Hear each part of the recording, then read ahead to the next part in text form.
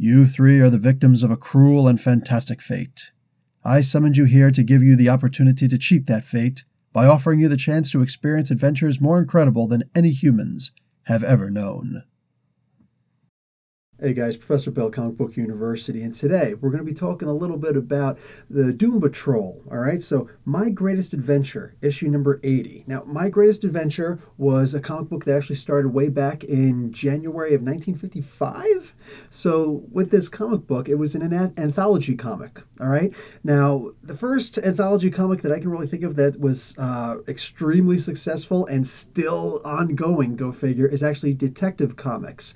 Might explain why Detective Comics is what DC Comics actually means. DC Comics, Detective Comics, but you get my point. Another one would actually be Action Comics. So Detective Comics number 27 eventually became Batman. Well, didn't become Batman, but it started starring Batman, and then it just started only being Batman eventually. Action Comics started off with Superman, but also had a bunch of other characters, including Zatanna's father, and a bunch of others, but eventually it just became solo a Superman comic. Most anthology comics will either start and end as just, hey man, here's a whole bunch of different characters and they're themed and, it's like a completely different story, completely different characters in each issue.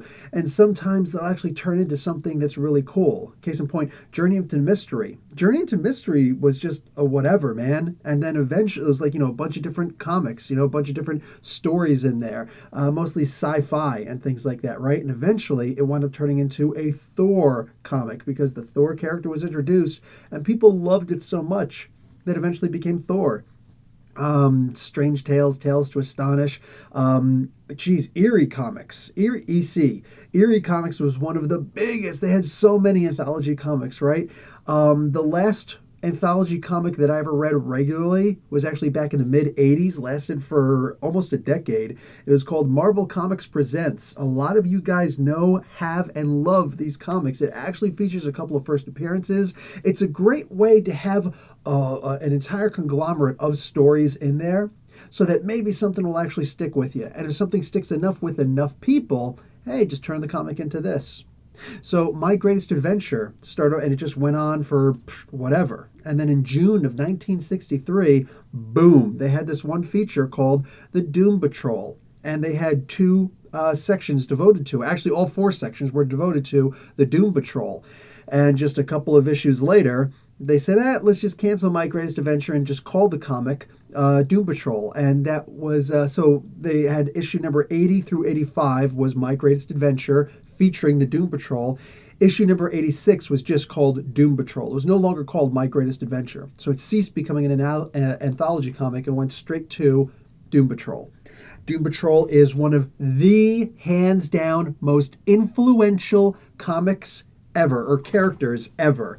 Absolutely amazing. We're going to get into that in a little bit. First off, let's just talk about the story, guys. All right, so who do we got here? We got Arnold Drake, very famous Arnold Drake, who was writing on this, and co-writer was Bob Haney. And Bruno Premiani, an Italian artist, he did, at the very least, he did the pencils and the inks. I don't know who did the colors. I would presume it was he, but I don't actually know. I can't find any place where it's credited. If you can find something, by all means, cite the source and let me know. That being said, let's go on with the story, shall we?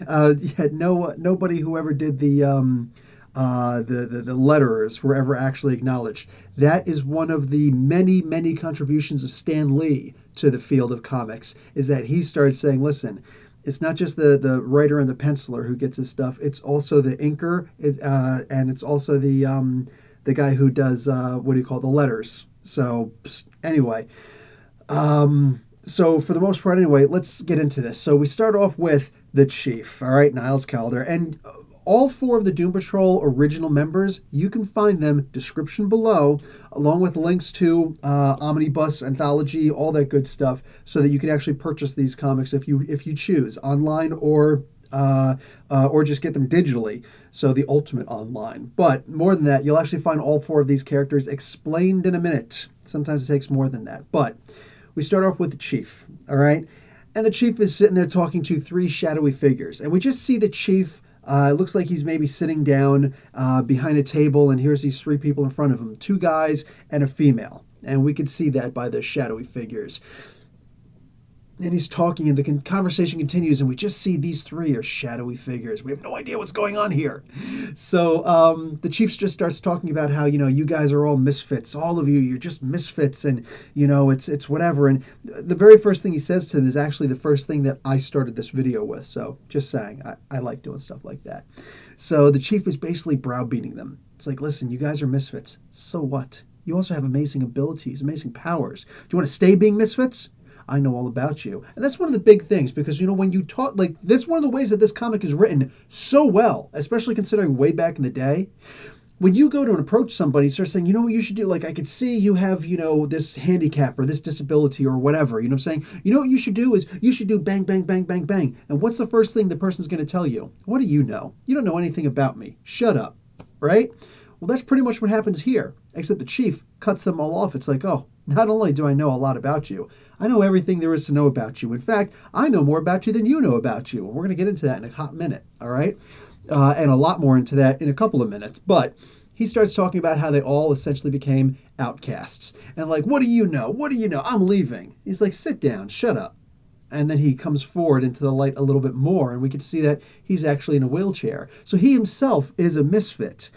Not quite like these guys, though. But he says, listen, I have learned so much about the world. I have applied my incredible intellect, and I have mastered all of the sciences from right here inside of this room.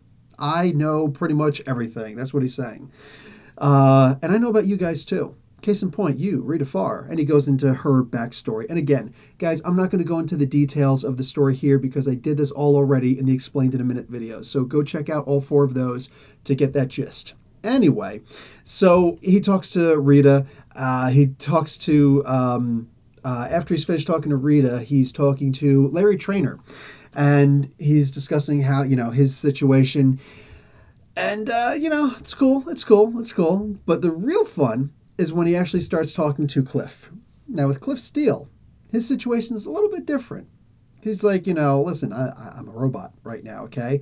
And here's what happened. There's this guy who, he was able to perform this amazing surgery on me, and he was really short, and he did such and such and such, and now I'm stuck in this robot body. There's a lot of good with it, but a lot of bad, too. I'm a misfit. I, was big on sports, and now I'm not allowed to do the sports anymore because everybody's like, I have an unfair advantage. So what's up with that? And he's like, yeah, I know. And here's that hot minute. He says, I know all this stuff about you because I'm the surgeon who performed that surgery. The guy's like, wait, what? No, really? He's like, wait, I get it now. All I could barely see was some short guy doing this surgery on me. It wasn't a short guy. It was a guy in a wheelchair. It really must have been you. Yeah, impressive, right? This story thought of almost everything, all right? So he goes on, he's just like, listen, you guys have amazing powers, all right? You have amazing abilities. You don't have to be reclusive. If you guys work together with me, I will bring you on the most amazing adventures you could possibly imagine. In fact, wait a second, what do I hear? Coincidentally, a news flash starts happening. Now, you're going to make fun of this technology, but he's developed this TV that every time that on the airwaves, the radio... TV is run on radio airwaves, UHF and VHF, originally. Now we have cable TV and things like that. Now we're bypassing that stuff and going straight to the internet. But originally, it was all done on radio waves, specifically, as opposed to AM and FM, it's UHF and VHF. All right, so that's how we get like the channels 2 through 13. Can't have a channel 1 because that would be like, we're the number 1 channel. No, you're number 2 and on. So, but and then from 14 and to ad nauseum infinitum. What do you call it? So anytime that the TV would say, or somebody on the TV would say, flash bulletin, those words would trigger the TV monitor to turn on. So you could see whatever the flash bulletin was that was being out, which is basically saying, this just in. So it's not like a huge, today we're like, really? That was the technology? It's got a trigger word? Ooh. Way back when? 1963? Come on. June of 1963, guys. That's pretty good. So that's the way this technology works also. Also later on, Niles, the chief, he starts talking about how he's got drone technology. I'm just saying, That's pretty cool. So they start having this conversation about how, hey man, saying there's this bomb that's been set up someplace. You know what I'm saying? Like, oh, it's terrible. And they use words like missile. It's like, do you know the difference between a missile and a bomb? So they're talking about, it's been hidden somewhere in the city. They don't say how, and I'm going to explain that in a hot minute also. So they start, the chief is like, listen, here's the deal. Here's this adventure. There's a bomb hidden someplace in the city. This is a job for you, Larry, the negative man. All right. So if you get your negative man body to go out there and find this bomb, here's this thing I developed to help you snoop out a bomb. Imagine that. So you can get the TNT. How does he know it's TNT? So he goes out, then he finds it, and he brings it back just in time. And, because he's got 60 seconds to be outside of his body. So he returns and is like, oh no, this is a new kind of plastic explosive. And it's set on a timer. And, Rita, this is a job for you. Shrink down into a miniature and go inside there and put. And when you get in there, you're going to make a left and then go in that corridor. But it's like, this thing looks like it's that big. It looks like the Green Lantern, thing. And go figure, Larry Trainor's backstory is a lot like Hal Jordan's. All right? So anyway, this... what do you call it? She goes in and she starts to unplug it, and Cliff puts the bomb really close to his body, so in case it does blow up, well, Rita will die, but everybody else will be okay. So she is able to disarm it because Niles is telling her exactly what she's going to find in there. How does he know all the stuff that's in there? In the comic book, it's not explained. It just goes on. It's like, okay, look at that. We saved the city. Awesome, right? So how about this? Let's all actually go on some real adventures. Like, yeah, we don't have to be outcasts anymore. We can actually save people with our powers, and we could be a team. Pound it. So at this point, they decide to, actually be a team. Now they go on. They have this chapter 3 and 4. The first two chapters were this story I just did. Chapter 3 and 4 are just they're having a contest, whatever. This dude, Immortus, General Immortus. Okay, he's whatever. He's just this bad guy. He apparently knows Cliff from way back in the day. The chief knows him from not Cliff. He knows Niles Calder from way back in the day. And yeah, whatever. So they, apparently kill him in this. Of course, it's an ambiguous death. So that's basically the first story, though. The second story it's almost a throwaway story. It's just to show that they can actually work together as an actual team. Again, they have 5 issues of this, and then they go into their own Doom Patrol comic. And then there's multiple different itinerations. Now, I don't actually like the Doom Patrol. Okay? I like this. I like the original incarnation, and even the second volume was pretty darn good. But for the most part, the Doom Patrol wound up becoming more of a joke. They started to become a little bit too darn self-aware for me. I thought that they worked so well way back in the day when they were just them and they had to deal with each other. And, like even some of the things that were kind of silly, like after they're working together, Cliff goes up to Reed and it's like, hey, I'm this hot metal guy. And I realized that, Larry goes up to, he's dressed like a freaking mummy. So he looks like the Invisible Man with the wrappings and the glasses on. He's like, hey, Reed, I noticed we work together really well. So what do you say? Shut up, man. Shut up. Nobody interested in no mummy man. And she winds up marrying this dude Mento, who becomes a member later on. And they both wind up adopting Beast Boy. Yes, the first appearance of Beast Boy is actually in these comics, the Doom Patrol comics. So there's so much history with this. Now, the Doom Patrol later on did become very silly and whatever it is, what it is. But I'm never going to forget this original incarnation, this original lineup. It was amazing. Now, some interesting things wind up happening in the future. Okay, in the future of the comic, it turns out that this is a huge retcon and definitely not what Drake or Arnold Drake originally meant for this to happen. I explained how all this was really convenient, right? How the doc just knew where he just so happened to have a bomb sniffing device. He knew so much about the bomb in advance. He knew so much about these characters. He knew so much about everything. So later on, they decide to put it together like, hey, listen, what actually is the chief is actually a bad guy. He's the one who caused all of these catastrophes to happen to all of these people. He's the one who allowed it so that that poison gas would actually be down there in the swamps of, I imagine it was Kenya, and the riverbeds of they say at one point in this comic book, oh, call in a emergency helicopter from Nairobi. Well, Nairobi's in Kenya. I doubt that if they're all the way in Tanzania, they're going to be like, hey, call somebody from Kenya to come on over. No, they're not going to do that. So I imagine they're in Kenya doing this. They're on safari, So best place to go for safari, I'm just saying. So what happens? They said, oh yeah, he was actually the bad guy. He arranged all this stuff. Now, let's see. Where have I seen that before? A guy who seems like a good guy later on becomes a bad guy, and he's in a wheelchair, and he's ridiculously smart. Oh wait, I think that's Unbreakable. Yeah. M. Night Shyamalan, great idea. It was a great idea to take that character from this story. Very good idea. Absolutely. Honestly, though, for all intents and purposes, whatevs. It's good. We can also talk about one of the most obvious ones. We could talk about, actually, just really quick, we could look at DP7. You guys ever seen Displaced Paranormal 7?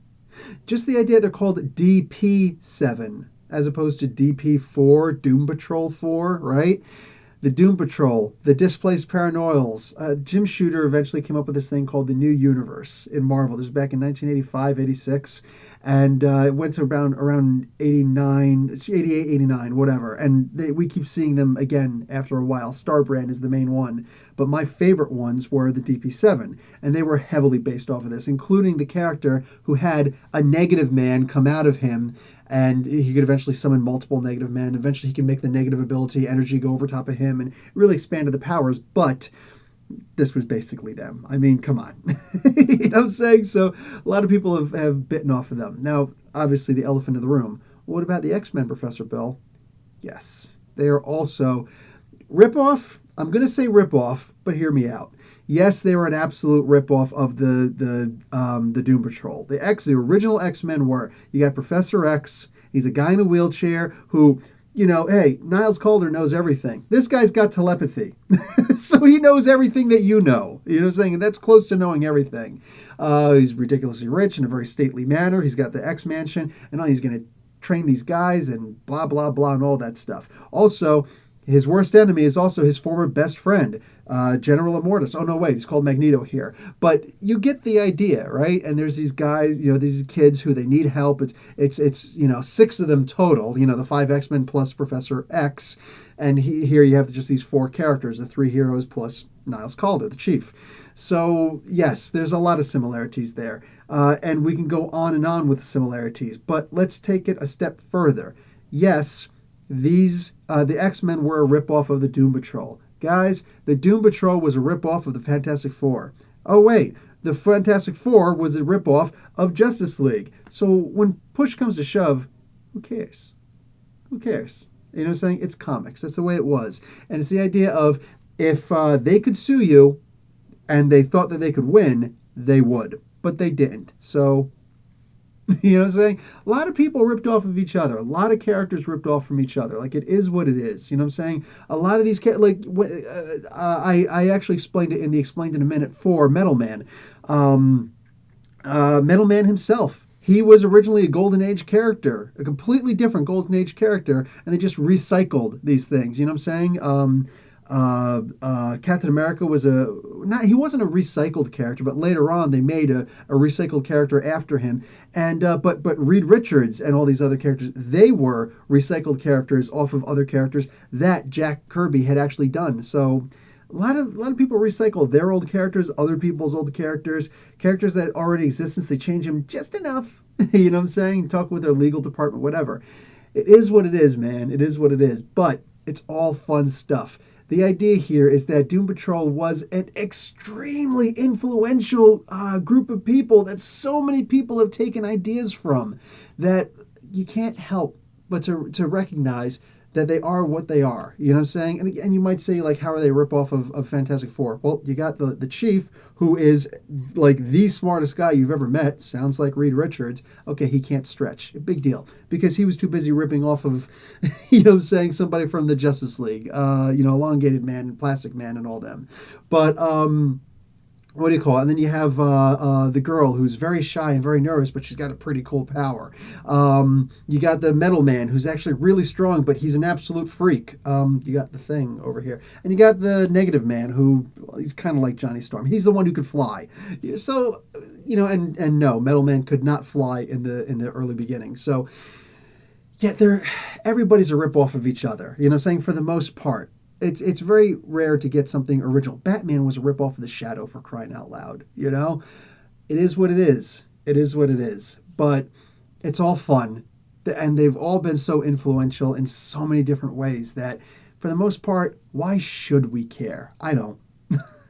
Just, we need to get over that stuff. It's fun stuff, and it's good. It's good comic wholesome fun. Anyway, enough of all that. Try to push my agenda on you that doesn't matter if people steal from each other in comic books. So what?